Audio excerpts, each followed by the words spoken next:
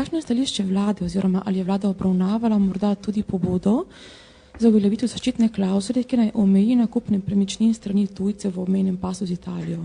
Oziroma, kakšno je vaše osebno stališče o tej temi?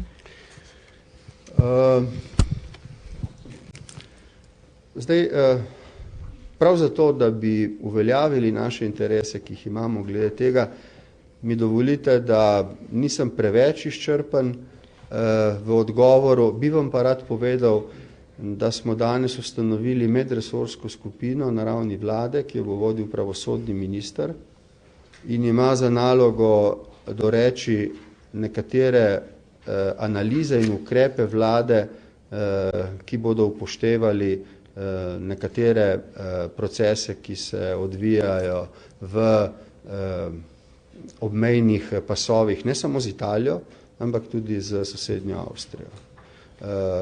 Tukaj gre za člen pristopne pogodbe, mislim, da gre za 37. člen, mogo bi pogledati, 34. člen. O podrobnostih vas bomo obvestili, ko bomo menili, da je tako prav.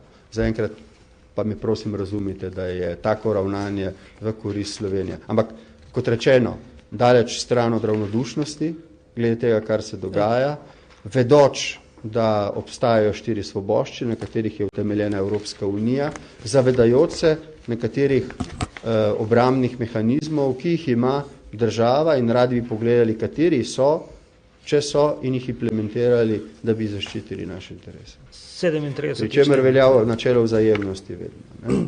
To je vse, kar bi želel reči. Minister Zalar je pooblaščen, da daje podrobnejše odgovor na to vprašanje.